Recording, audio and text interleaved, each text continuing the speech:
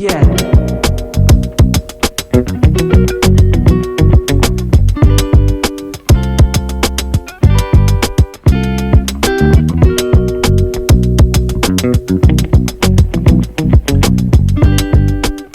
Guys, it's season 5.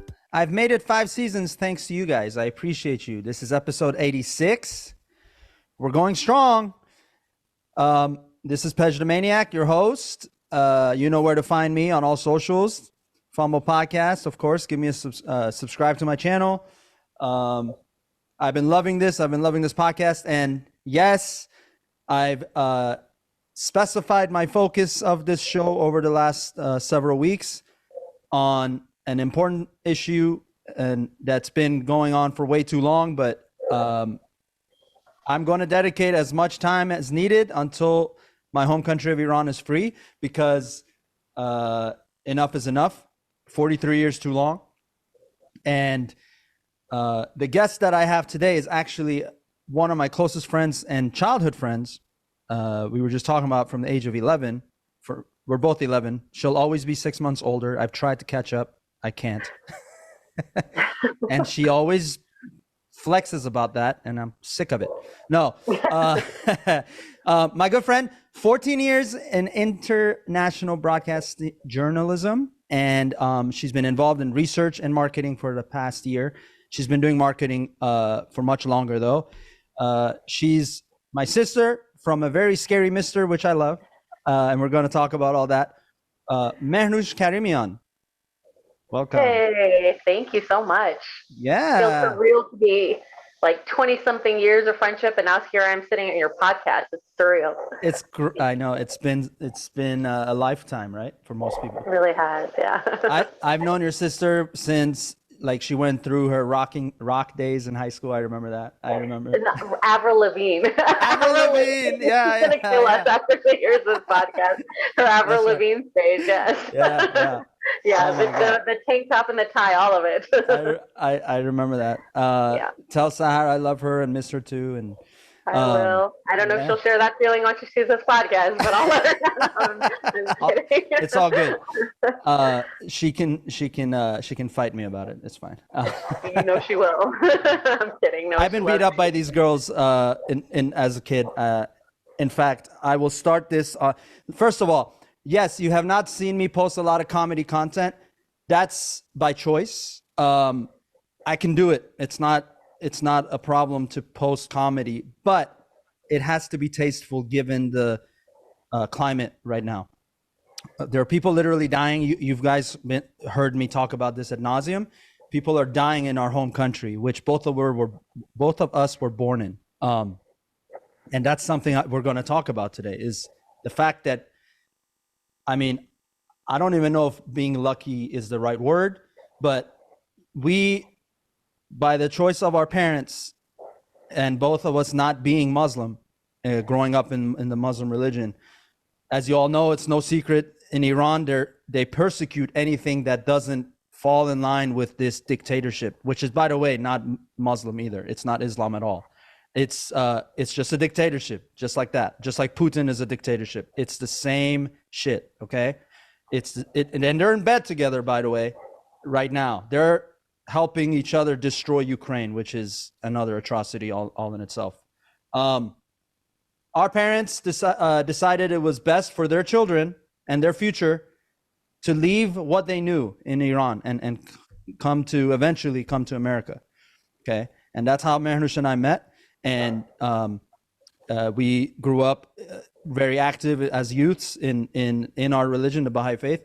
I'm not as active anymore, but that's not the point. The point is we're really close friends as a result. She did make the people in this workshop that we were in pour water on me to wake me up.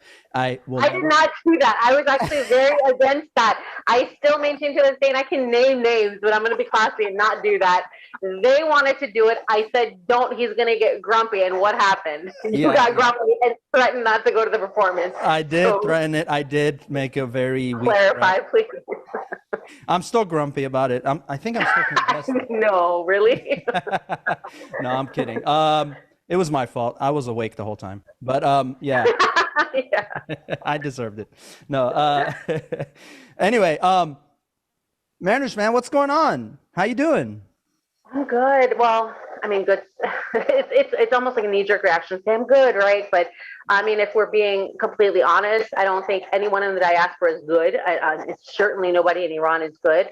You know, it's rough. It's rough seeing our mother, like our motherland, going through all of this. Our family, our friends, people what maybe we don't know, but you know, brothers and sisters, right? Like these are people that are fighting for their basic human rights and are getting killed. You know, they're doing this through just sheer determination, willpower, going into the streets and fighting. And I mean, it's so. I mean, not to make it about us, right? But it's hard. It's hard being outside of Iran and seeing all this happening and feeling completely helpless to do anything. You know, outside of, I mean, yes, you can share on social media and stuff like that, and it's super important, and I hope we get to that topic. But you know, in terms of how I am, I'm as good as can be given the climate, right? It is. Yeah, it's tough. I mean, you guys can ask any person of Iranian descent that's outside of Iran right now. Obviously, it's hard to connect with people inside of Iran. They've cut the internet off. I was telling you earlier, my parents are there right now, which Mehrnoush knows them very well, and they're supposed to come back soon. But the point of all of this is, it's almost in a screwed up way, like poetic, that my parents are in Iran right now, and Yeah. it's kind of because. And I want to get into this, but I was going to say that any Iranian you meet or you know, this is to all the non-Iranians listening to this or watching this. They, and Mehrnoush posted this on her story, each of them can tell you of someone they know or if they've been personally affected by the cruel practices of this regime, of this dictatorship. Again, I let you know, it's a dictatorship because nothing they're doing. They're actually a terrorist group, okay? They're now called the IRGC terrorist, and I'm not apologizing about that. That's exactly what they are. What they do is, it's ongoing. Unfortunately, we don't even have enough time in a day to list all the bullshit laws they have to persecute you, and eventually kill you. People can get killed. Mehrnoush and I have personal stories, okay, of our moms having had to deal with this regime firsthand, okay, firsthand. And I'll let you get into that as much as you'd like to, but you know. Yeah. My mom. So, you know, as you mentioned, our families are members of the Baha'i faith, and you know, it's a religion that's less than 200 years old. It's the world's most recent independent religion. And when I say that, I mean, because the religion started in Iran, people tend to think it's a faction of Islam, and it's not. It's a completely independent religion. And so for this regime, who claims to be an Islamic regime, right? They supposedly believe in the seal of the prophets, right? That Muhammad said that I'm the seal of the prophets. There's no one supposed to be coming after me. So as far as they're concerned, anyone that has come after Islam is a heretic, right? A non-believer and a heretic, and so they must die. And literally, the Baha'i faith is the only religion in the Iranian constitution that is not, they're not recognized under the Iranian constitution. Zoroastrianism is, Christianity is, Judaism is. Don't get me wrong, because they are 100% persecuted as well. So, you know, quote unquote, they're accepted in the constitution. They're absolutely not. They're very much persecuted as well. But definitely the Baha'i faith, members of the Baha'i faith in Iran are persecuted the most out of any religious minority for that reason. And so it was in I want to say 83 or 84, my mom was 28 years old, and she was just a Sunday school teacher for kids. And she and my father had just recently been married, and my father went to work that morning, and he had actually seen my mom in the morning, right? Had seen what she was wearing. They said goodbye. He went to work, and they came and arrested her simply for being a Sunday school teacher.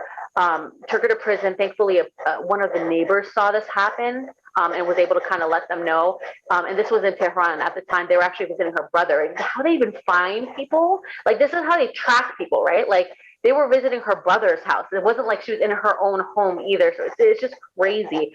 And you would think like, why do that for a Sunday school teacher? But like, this is completely common practice for the regime, right? Just finding everyday people because they're members of the Baha'i faith or other religious minorities and arresting them. Anyway, they took her to prison.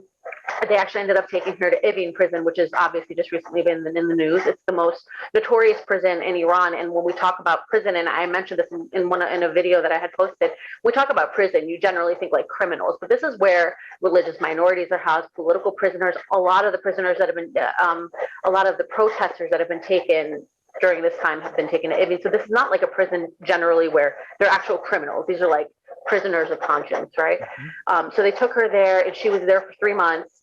The crazy thing is, they in addition to all like the physical torture and everything else that they inflict on Baha'is and these types of prisoners in general, they also mess with you a lot psychologically, right? So that day when my dad came home, the neighbor told him, they came and took Mehri, they took her to prison. I don't know which one. Like it's not like they knew. And my dad went around, looked for her and everything like that. And finally went to Evin. And when he went to Evin, they told him that they handed him when they had arrested her, they told her to bring an additional pair of clothes with her. When she got to the prison, they had her change into it. And then they took the original clothes that she was wearing that day when my dad had last seen her, gave it to my dad and said, "We killed her, go home." I mean, to the extent like the family, like that night, like held like they were like, "We're not going to give you the body, go home, she's dead." And like, there was like everyone thought she died. And so, she was held there for 3 months, then finally transferred up to a prison in Sari in the province of Mazandaran in the north, and where she was held in solitary confinement there for a month. And then finally she was. You weren't born yet, obviously, right? No, this was before my parents were married, and before I was born. This right after my parents got married and before I was born. Mm-hmm. But it's just crazy. The story my mom tells me, they took her to the prison that the day that they took her. First of all, they think Baha'is are impure, so they won't touch a Baha'i, right? So what they would do, first of all, they blindfold you. And then what they would do is roll up a newspaper, and they would hold one end of the newspaper and have the Baha'is hold the other. And that's what they did to my mom, because they didn't want to touch them because they were impure, right? And so they told my mom when they took her there, they told her where they were. They said she was in the prison courtyard. They took her out, put her in the courtyard, and told her they were going to run her over. They're like, "You Baha'is, you're this and you're that, and we're going to kill you." And so numerous times with the truck that they had brought her in, with her blindfold still on, they put her in the middle of the courtyard, and she was like, "I resigned myself. I was like, I'm going to get killed today. Like, it is what it is," said a prayer and just had accepted it. And they would drive all the way up to her and slam on the brakes right beforehand to make the car like screech, the brakes screech, to scare her. And they did that to her numerous times. And then they finally took her into the prison. It was, it's just this like psychological and mental torture that they put them through in addition to everything else. Right. So it's just crazy stories. My mom has told me so many crazy things. Yeah. Next time I see her mom, I'm going to give her a special big hug because I love her so much. And that's what we're dealing with. Yeah.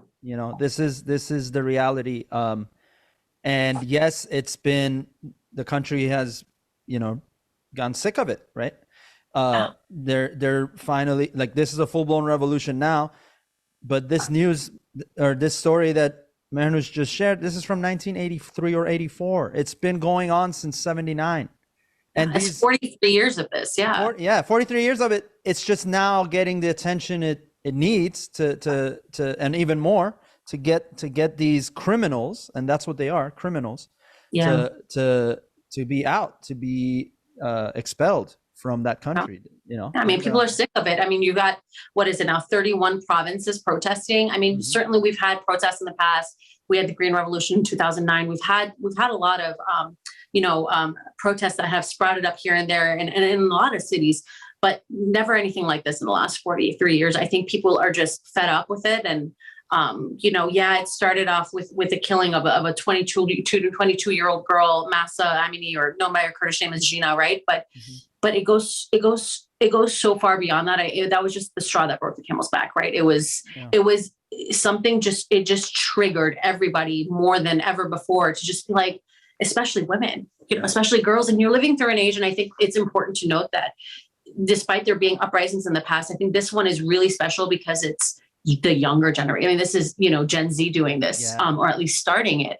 And it's women, it's girls, and definitely, our Iranian brothers are behind them, and everybody's supporting. But this started off with girls.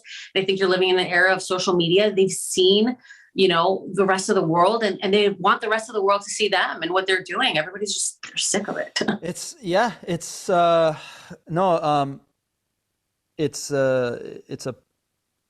We're living in, this is a historic time. This is a historic time.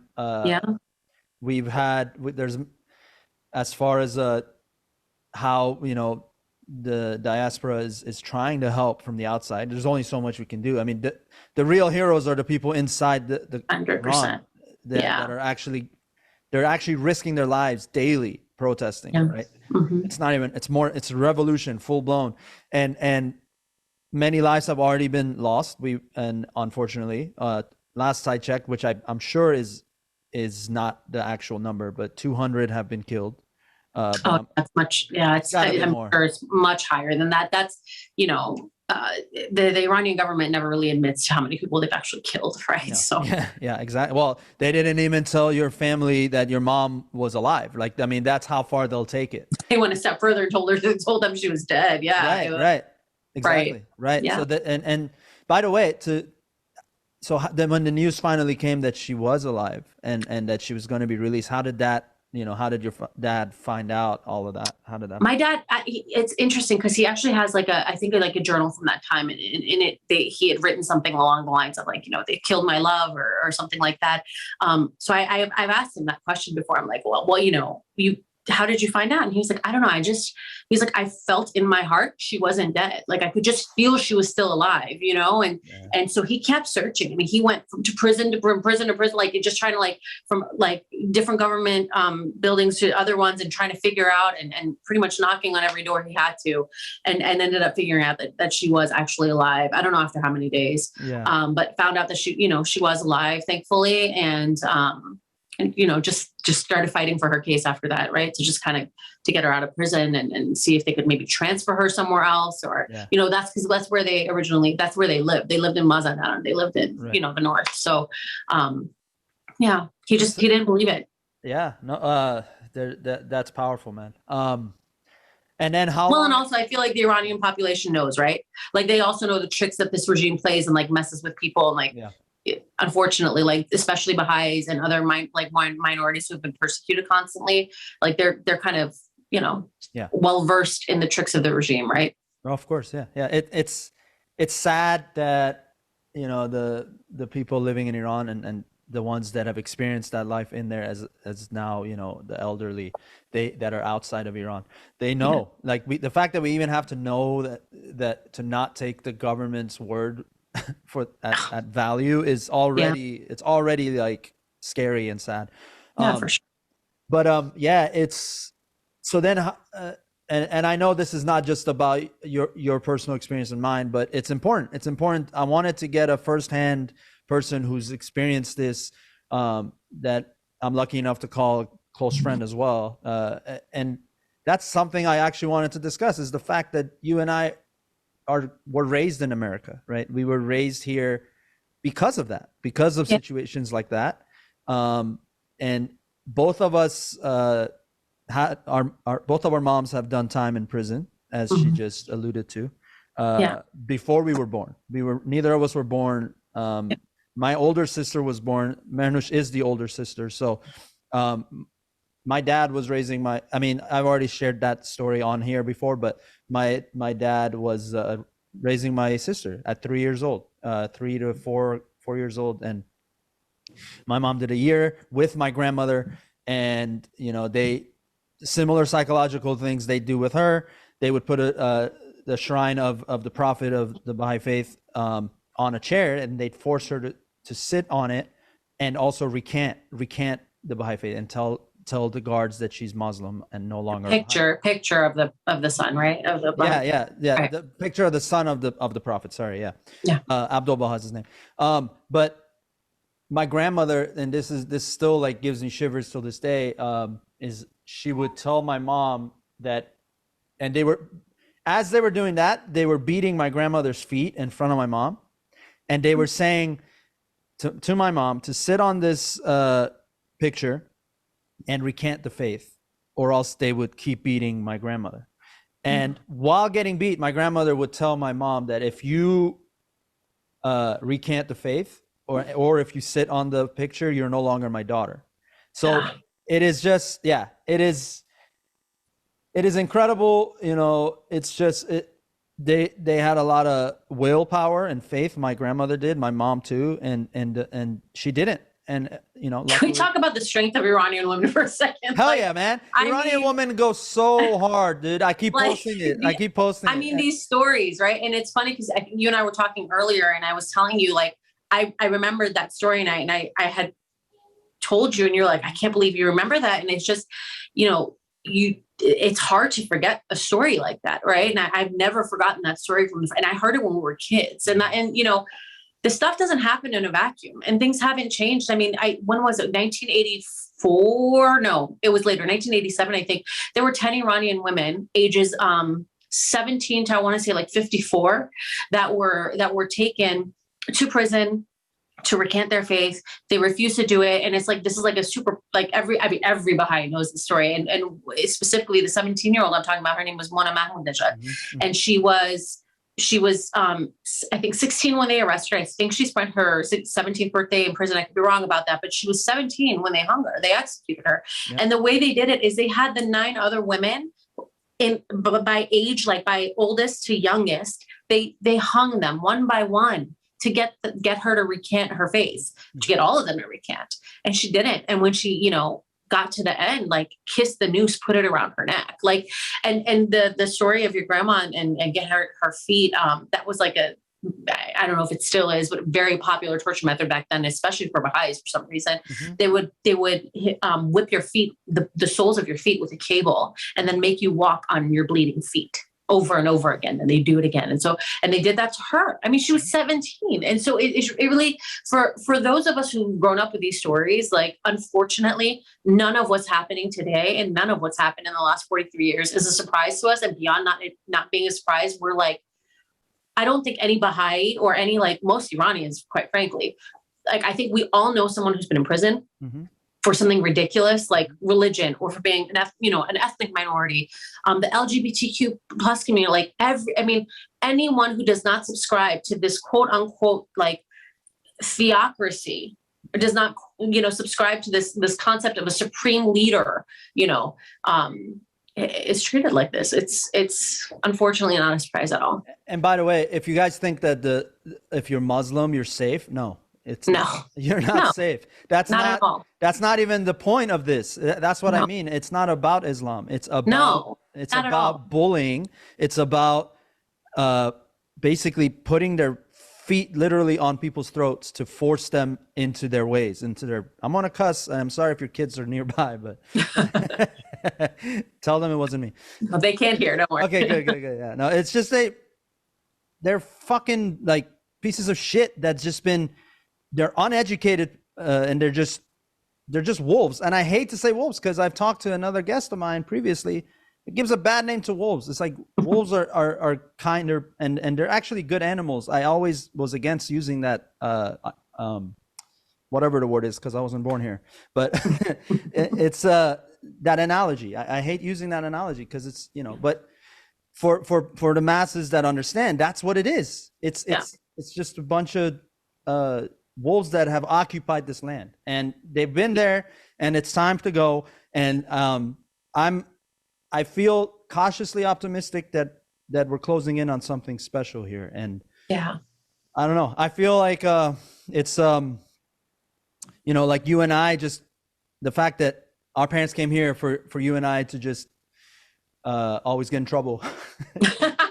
And like you, sir. I was always getting in trouble because of you guys. Thank you very much. Yeah, I knew that was coming. Talk about not better have known. Quite frankly, I was like the grandma of that group, so let's not put it on me. Like everyone knows, I was like the goody two shoes, never got in trouble until you guys did something. So, and even then, wasn't your dad always like, no, I know it wasn't Mehrnoush. It was like you guys. I know my dad. I mean, all of our other good friends. Deservedly so. My my dad would never take my side. I Just, mean, can you blame him? No.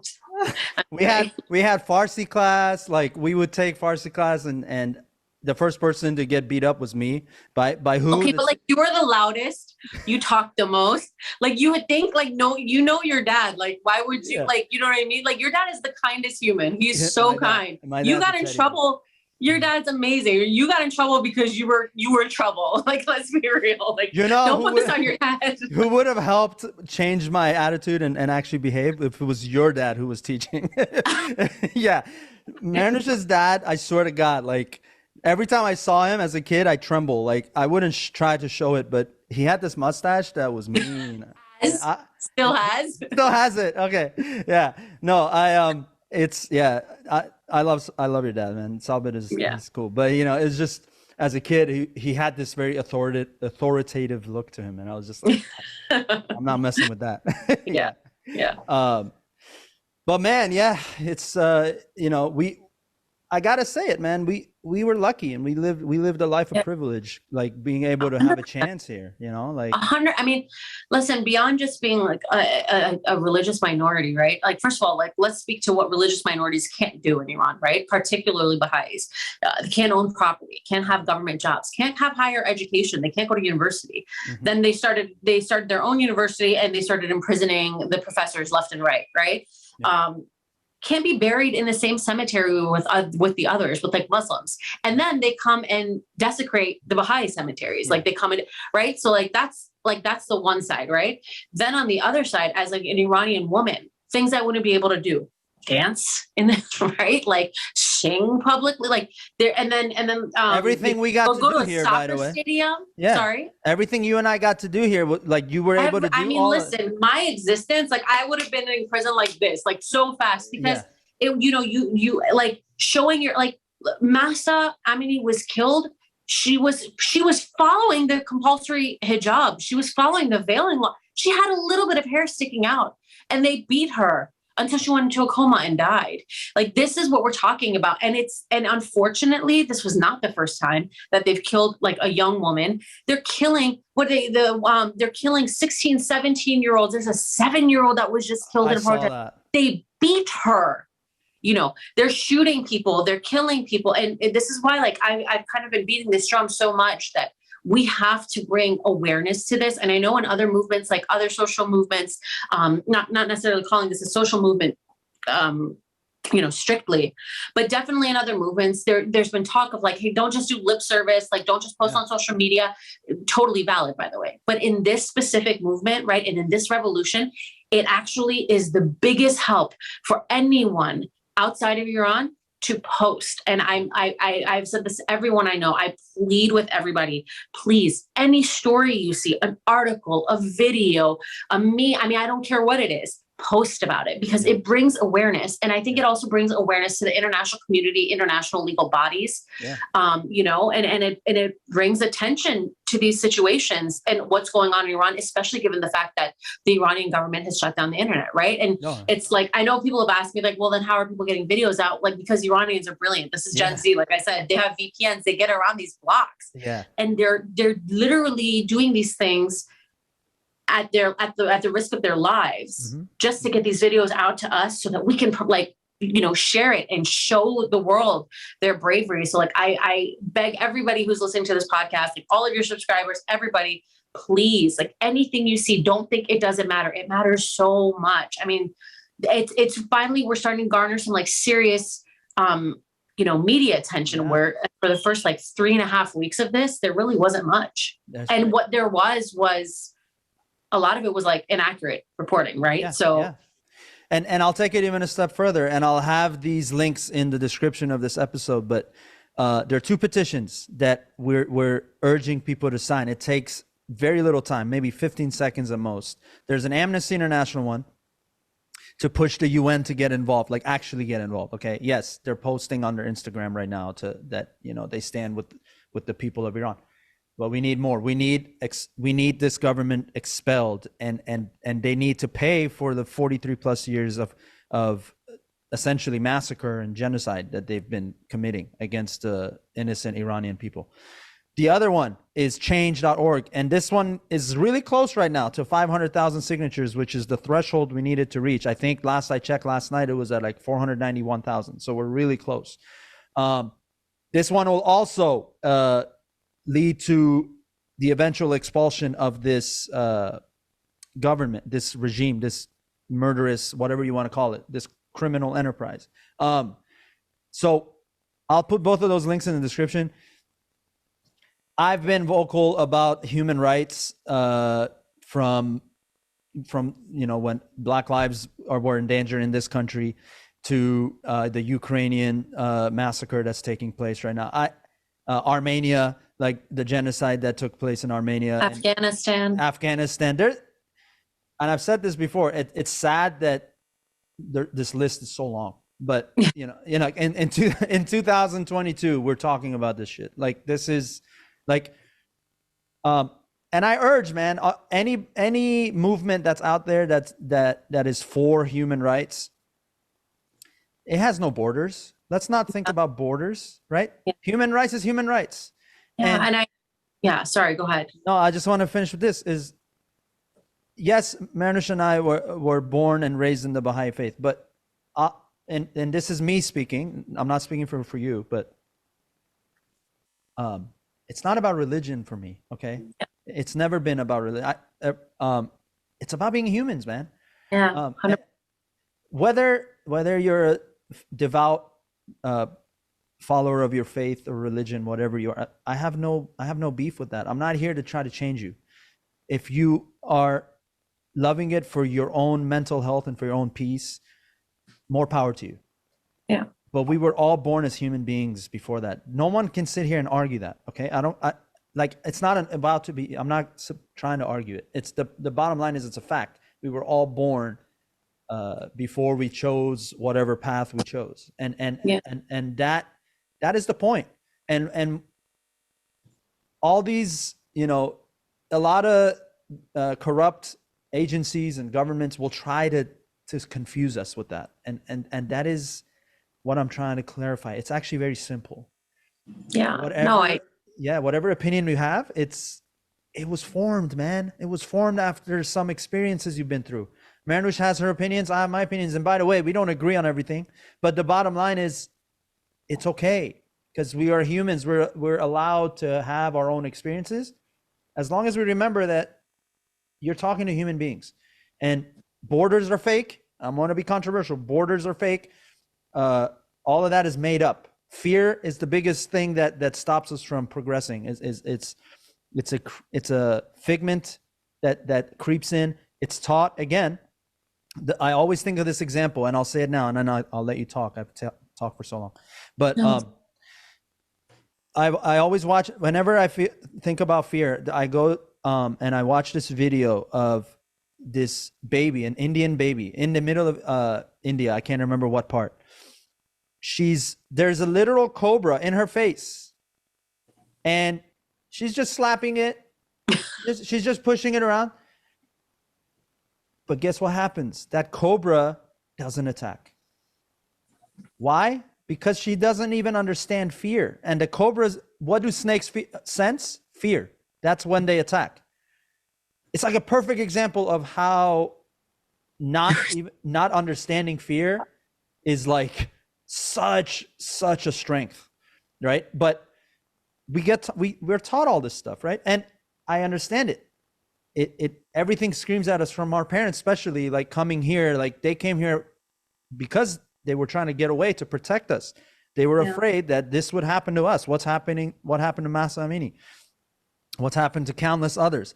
And Nazar Kabi, who just went straight to Evin prison for competing.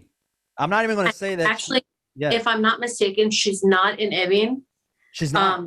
No, but when she was missing for a couple of days. I think they had taken her straight from the competition, international competition she was involved in. They took her straight to embassy, the Iranian embassy from there, I think.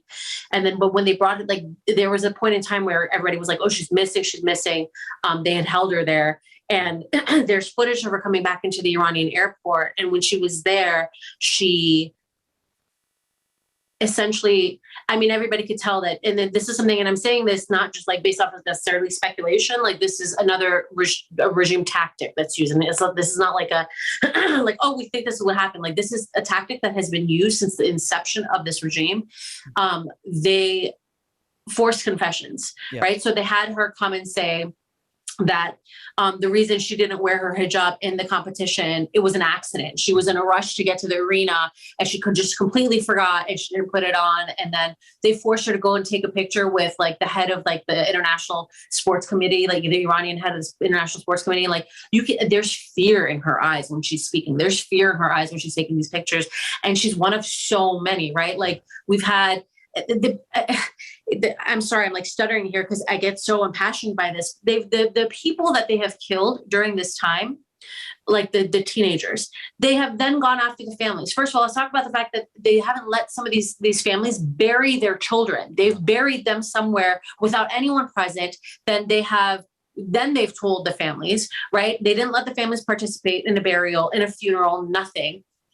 But then after that, to rub salt in the wound, then they have the families come on television and give forced confessions saying that, oh no, she committed suicide. Oh, she had a heart failure. It was like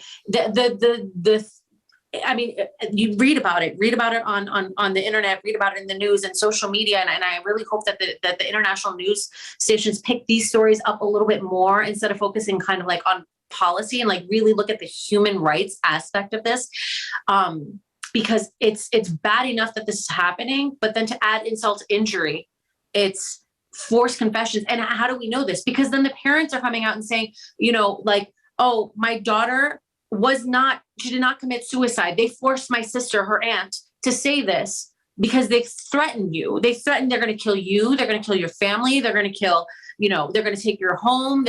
And this is stuff that they regularly do. And let's talk about the fact that a lot of these innocent girls who are in prison, right? These young girls, they rape them before they kill them because supposedly, according to their crazy, ideologies, a girl should not be a virgin when she dies. The things that we could say, it just sounds like some sort of made up, a part of like some sort of horror movie, but this is the reality that people in Iran are living. So when you say that I've lived a privileged life, I mean, that's an understatement. It is. Especially me as a woman, an Iranian woman, it's an understatement. I mean, look what I could have been living. Yeah, that's 100%. Yeah. And I mean,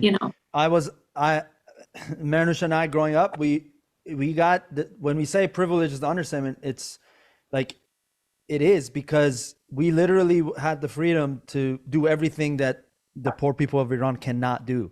We were able to dance, do choreography, be Baha'is for crying out loud, sing, argue. Which we did a lot of. Yeah. We were pros at that. Yeah. She always won. But and my dad sided with her and my mom. But yeah, I love them. Yeah, they still ask about you, man. They're always like them. They're so sweet. I know they love you and deservedly so, your whole family. But yeah, it's and I think the least that I can do now that I was afforded that privilege is to not do comedy every day, which by the way, I post before all of this went down, I would post a comedy sketch or two per day. And that, I can do that, but I wouldn't be happy with it. Okay. Yeah. I do all of the things that I do it because I love it. And it comes from a pure side of me. Right. And I don't feel pure right now. I feel gross. I feel like I'm missing something. I'm trying. I still, not on my social medias, but I'm still doing my stand-ups and stuff, but it really takes a lot of mental prep to kind of just be like, all right, let me just pause the reality real quick. Yeah. Go make people laugh, because I have these commitments. But I mean, quite frankly, Pedro, like, I don't even know how you're even doing your stand-up right now, like from like a mental capacity. Cause it's like you said, it's like, that's so hard because and I say, I don't know how you're doing. I mean, like, I don't know how you're emotionally able, like, good on you. Cause my friends and I were talking about this, like our other Iranian friends, we're a mess. Yeah. We're up, we're down, we're up, we're down. And there's like a video online right now on social media saying this is how Iranians feel right now. And it's like, they're just like looking on their phone over and over and over again. And it's a cartoon. And it's like, as they're looking, like each video, like as the screen lights up, each video creates another crack in that person. And as cliche and possibly dramatic as this sounds, the Iranian diaspora's heart and the Iranians in Iran, beyond the diaspora, is breaking. I mean, the fact that we're talking about 7-year-old kids, 16-year-old kids, the fact that we had this regime go into a university, or excuse me, into a high school, into an all-girls high school, and try to force them into a pro-regime rally and to sing a song that was like praising the supreme leader. And then when they didn't, these girls, I mean, it blows my mind. These are high school girls. Like, what's high school? Like 14 to 18-year-old girls, right? Refusing to do that, despite these grown men being there and threatening them. They beat them. Mm-hmm. I think I don't even remember the last count. I think it was like 10 were severely injured. Like, I think 70 others were arrested, and one of them was beaten to death. Yep. Beaten to death by grown men, a teenage girl. Like, you can't make this stuff up. So like, this is what I'm saying, going back to your point about, you've been having a hard time, understandably so. I mean, I think all of us are having a hard time with this. That's an understatement, right? It is all the emotions, right? Like you said, we're cautiously optimistic. We are terrified. We're heartbroken. We're devastated. We're proud. I mean, we're incredibly proud. And I want to just say this real quick. And I know we talked about Iranian women a couple of minutes ago, but I just want to say, like, in our culture, this is not like, I don't want people to think that this is like a new thing. Iranian women have always been badasses, and I'll tell you, like, always, to the point, like, because I think that in the West, there's this like mentality of like, oh, Middle Eastern women are so oppressed, and this, that, and the third. And like, let's talk about the fact that over 70% of Iranian graduates, college graduates, are women. Let's talk about the fact that, like, Iranian women in our culture, we have a term for how strong women are. We have a term called Shilan, which means like a lioness. It means a woman that is a lion. Yeah. We have that term in our culture for a reason. That's not new. Iranian women are not the types that are, like quick to lie down and take a beating, figuratively or literally. I mean, you're seeing the videos, right? Yeah. Iranian women are unbelievably strong, stubborn. And I mean, ask my husband, he'll always tell me. Like, I remember there was a comedy show, and my husband he's American. And there was a comedy show years ago, and someone touched on, it was like on Iranian women. And they said something along the lines of like, I think like it was like the only people. Oh, I'm sorry. It was the Daily Show. It was the Daily Show in 2009, right? Like a month before the Green Revolution, and they had gone to Iran. They went to Iran, and I remember the reporter coming back and talking to Jon Stewart on the show and saying to him that, like, Jon Stewart was asking about it, and at the point that this aired, the Green the Green Movement had started, and he was asking him about it, and obviously they did their like funny little skit, but then he got very serious for a minute, the reporter, and was saying that the Iranian people are the most hospitable, the kindest, and everything like that. And then they also had talked about Iranian women, and it was like the only people who think Iranian women are like meek and subservient and like whatever are people who don't know Iranian women. You know what I mean? Yeah. And my husband was like, he looked at me, he was like, yeah, like, they don't know, they have no clue, right? Yeah. So, I mean, I'm just all of that to say, I think all of us are a mess right now, really. Absolutely. I mean, all Iranians right now are just not okay. Check on your Iranian friends. They're not okay. Yeah, man. It's true. And it's the only way I can even do my stand-up is to talk about it before I actually get into my jokes. I have to like, I just mention it. I'm like, and you, which ties into what you said. And I keep saying this, I say it on my socials. I also say it on my stand-up. Yeah. Iranian women go so hard, and it's not just from this current, what you're seeing now. Historically, Iranian women have gone hard. Like some of the top names in history, and it's a long history that this country has. These 43 years, eventually is just going to be a dark, small chapter of the grand history of this country, you know, this nation. Mm-hmm. Yeah. Yeah. I hope so. Yeah. What was the first, like there's an example, her name was Tahira, and she was ended up being like a follower of the Baha'i faith, one of the early followers in the inception of the faith. But we're talking about like over 150 years ago, and don't quote me on that exact timeline because I don't remember the exact amount of years, but, you know, it was at a time where like she took off her veil in front of a group of men. Yeah. And it was like absolutely not, back then.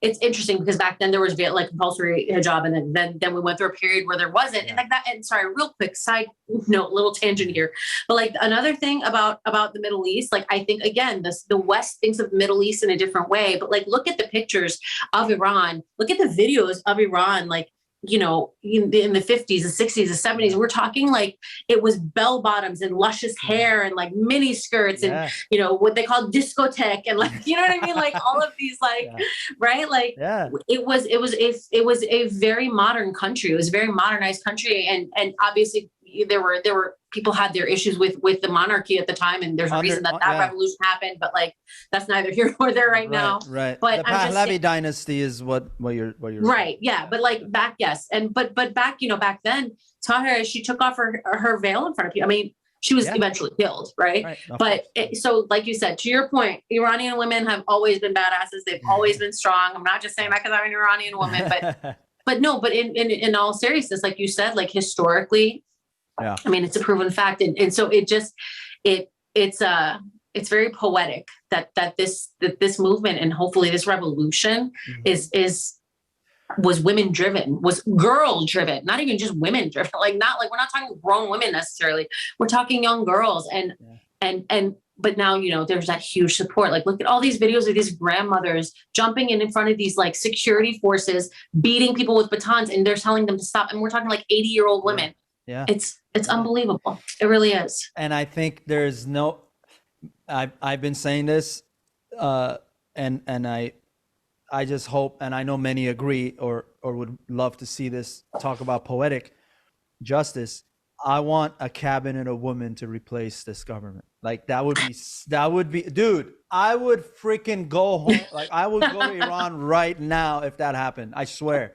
I haven't been back. I haven't been back to Iran since I left as a kid. You know, I think you've gone back. I went once. I went once for a good friend's wedding, and that was it. And you know, didn't stay long, unfortunately. But yeah, I know that. Yeah. The country's beautiful, man. And listen, I have family there. Obviously, you guys heard my parents are there now, but they're coming back. They've lived in the States since I moved here, but as a kid. But I'm the only one left out of my immediate family that has not gone back. Pega has gone back. My parents, obviously. I have a aunt that lives out there. I have an uncle that lives out there. It's I just feel like I want to go back there and be able to be me. I don't want to be I don't want to be 50% of me. I don't want to be 80% of me. I want to be 100% me.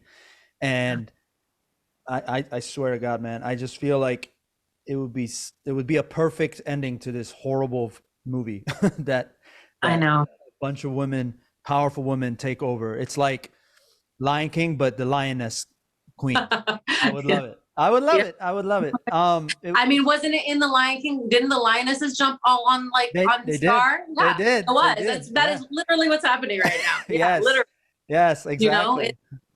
You know, I mean, from your lips, right? Like, here's hoping that you know, Iran is free. You know, and the slogan behind this whole movement has been woman, life, freedom, and really that it's a perfect representation of what this movement is and what this hopefully this revolution is it started off with women and it's about life, but it's the overarching theme here, right? The broader theme here is freedom. People just want their basic human rights, and it's not just the women, right? Like it's also the men in Iran. Like everyone is limited in some capacity. You can't hold hands in the street. You can't be gay. You can't be you. It's like what you said. People you can't have a dog.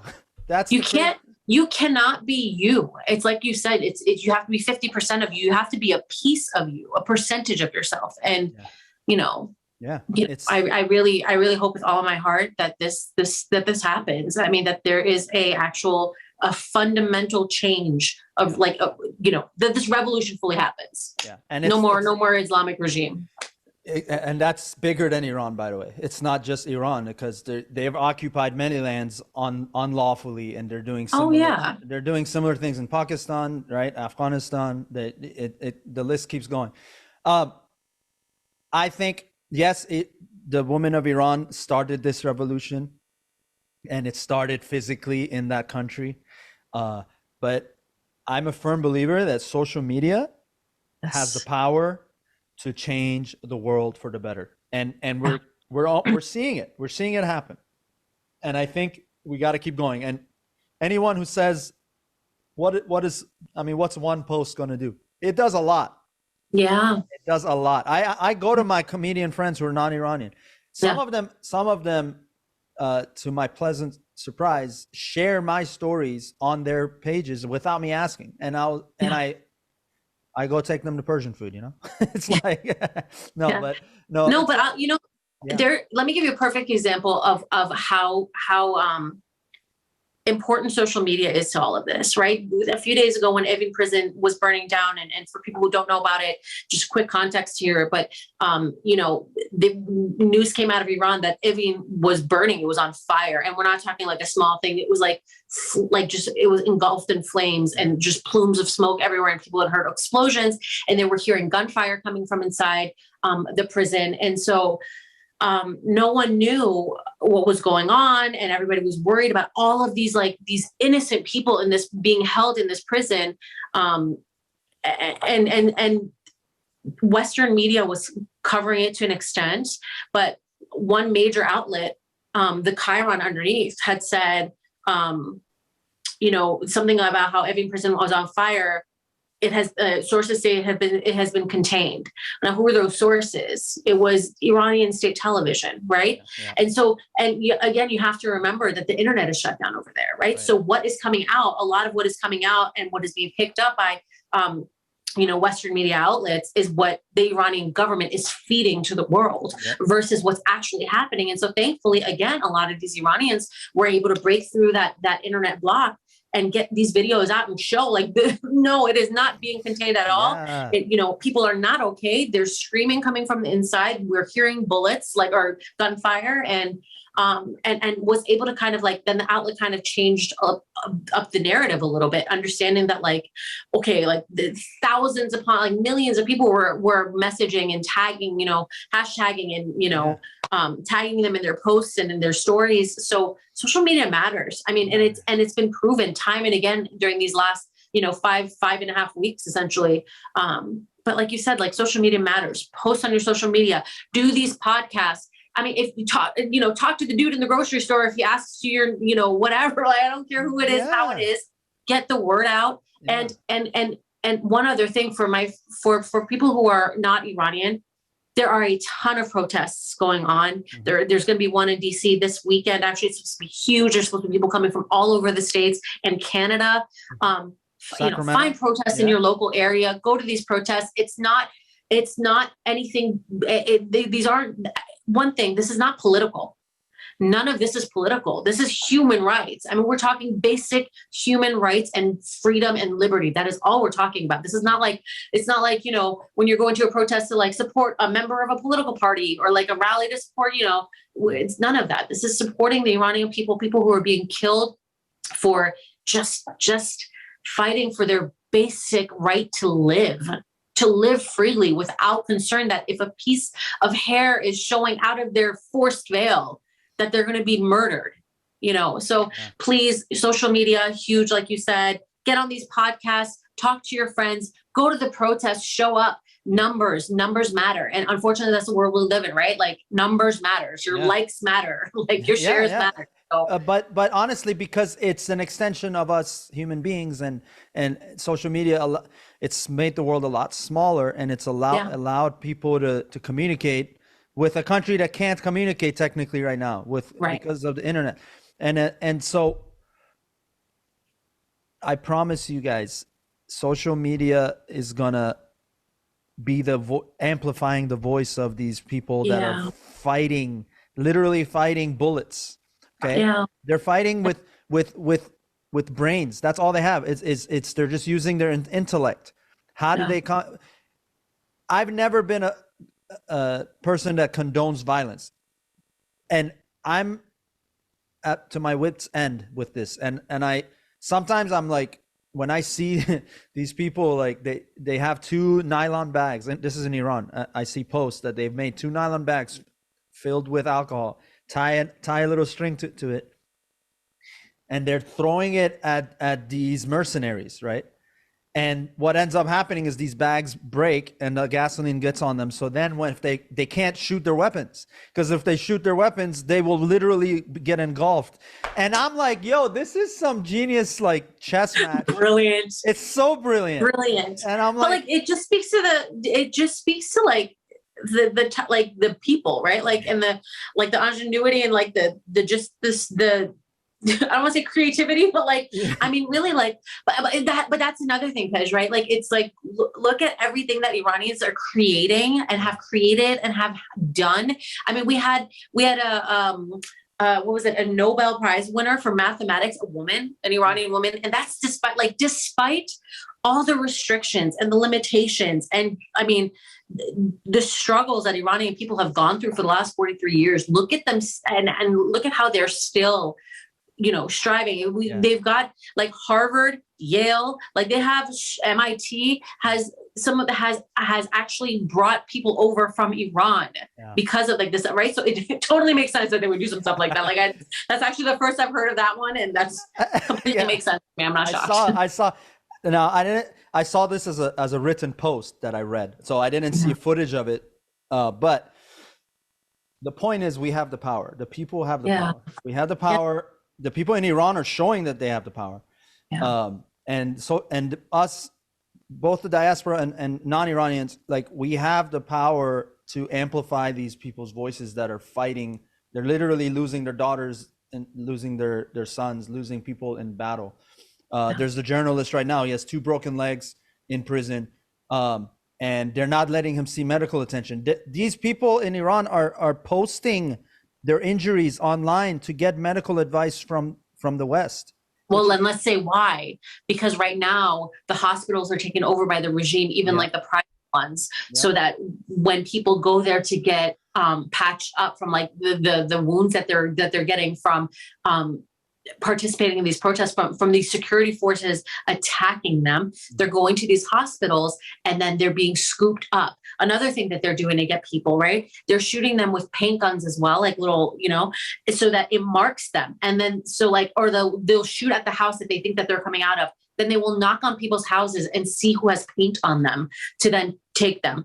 Then a lot of these protesters that are being arrested are because they're running out of rooms in these prisons, room in these prisons, they're taking them to mental hospitals. They're taking them to actual psychiatric wards of hospitals and mental hospitals and forcing them into a re-education program, which we don't know what it is. I mean, and if it follows the pattern of this regime, it's physical and mental torture, it's rape, it's execution, disappearance. There are people who the regime have made completely disappear. Their families still don't know where they are.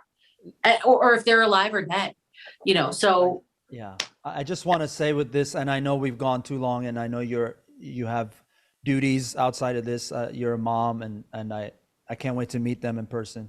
But it's this, and I want to say this. This has been a movie. It's not, I didn't make this up, but there's a film called V for Vendetta. I'm sure you've seen it.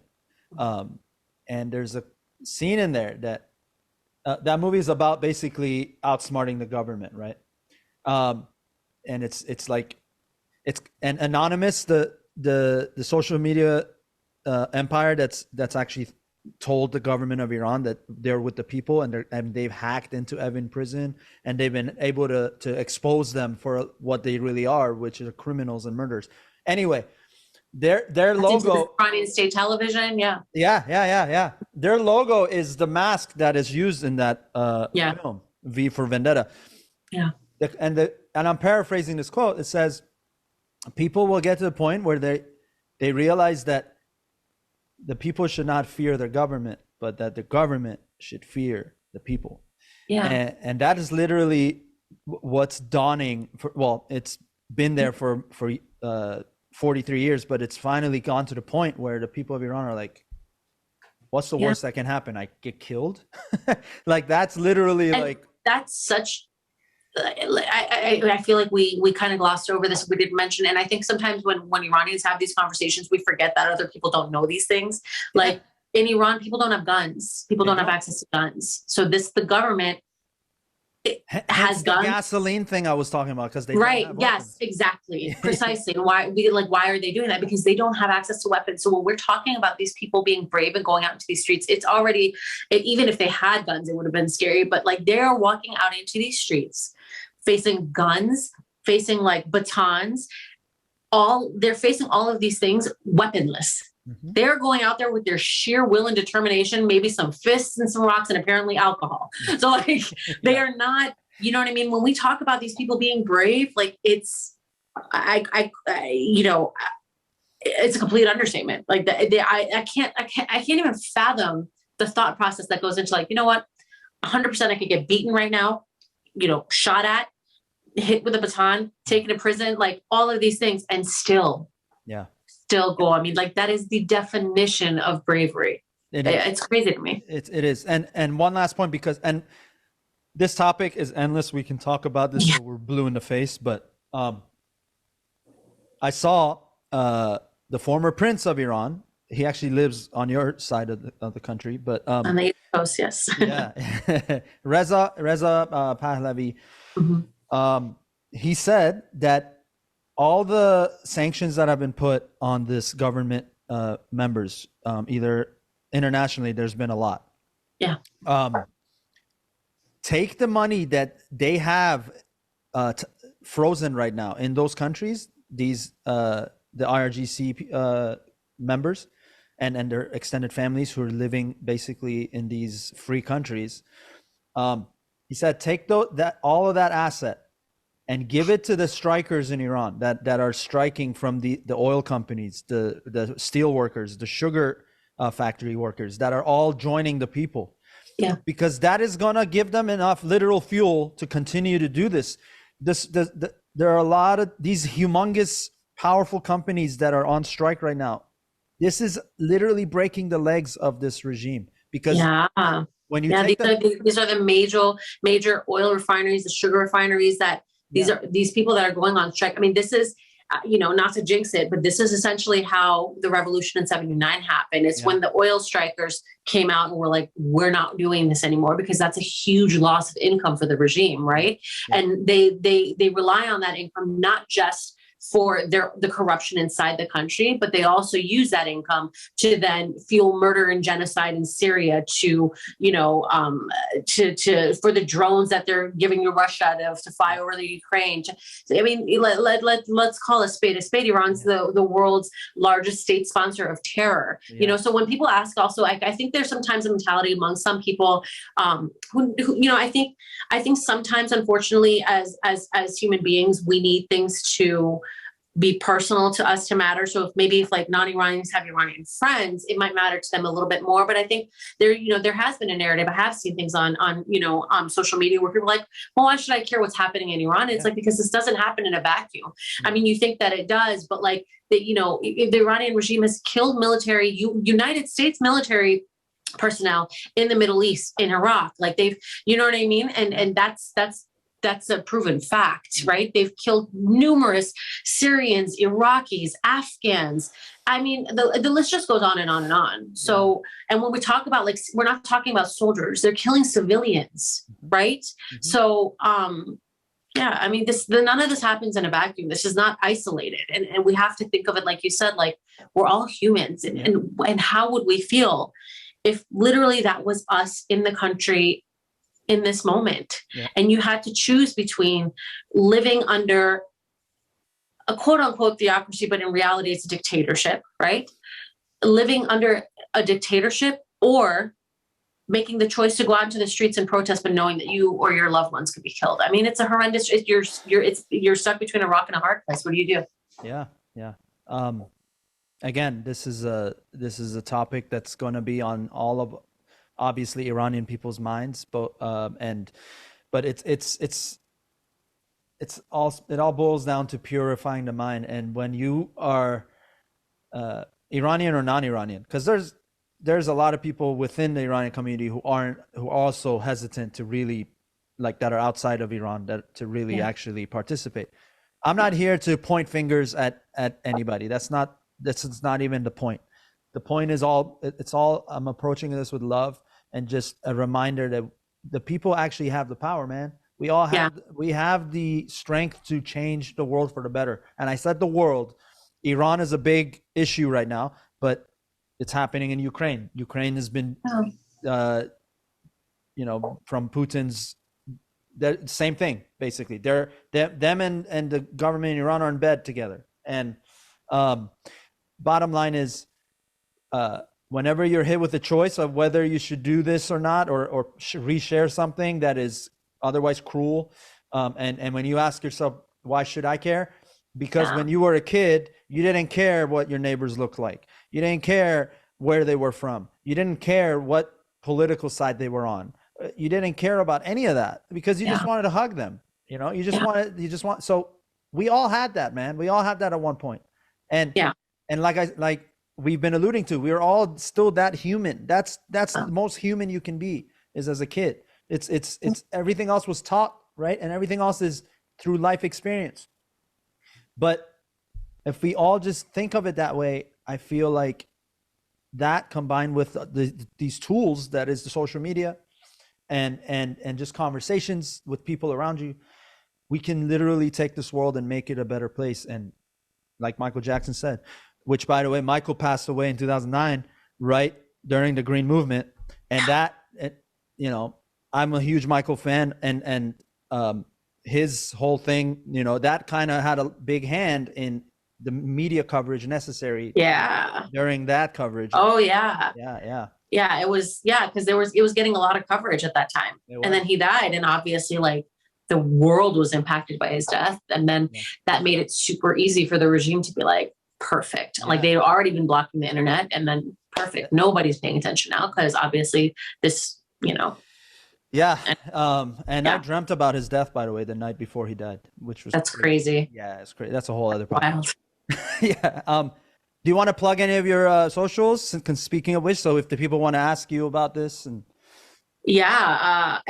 hold on. Do I remember my social handle? I don't even know.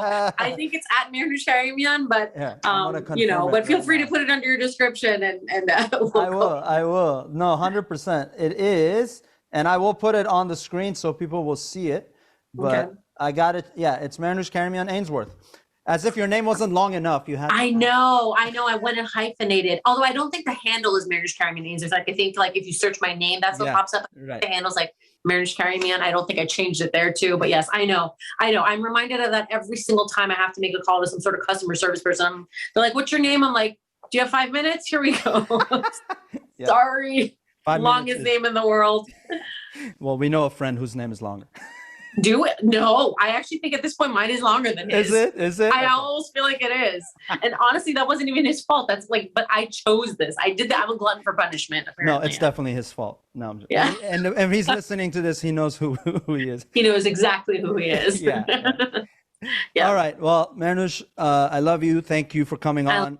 Thank you for having me on. I'm honored you had me on your premiere episode too. So thank you so much. I appreciate it. 100%. I couldn't. Thank you for covering it, and thank you for bringing more awareness to and using your platform to bring awareness to the issue. It's so important. Thank you. It's the least I could do, considering that I got a chance to live life to what I want. I'm able to pursue comedy and acting. Like, that in itself is asinine to think about. Like, the fact that I can do that. And obviously growing up playing music with yourself and just all of that. Yeah. Thank you everyone for tuning in. One of my closest friends, my sister, Mehrnoush, appreciate you again. Send my love to Chris and kiss the babies. And this has been episode 86, season 5 premiere. And we're going to keep this thing going, and hit the subscribe button. Give me a super like, follow me on all the socials, follow Mehrnoush on Instagram. And I'll catch you guys on episode 87. Yeah.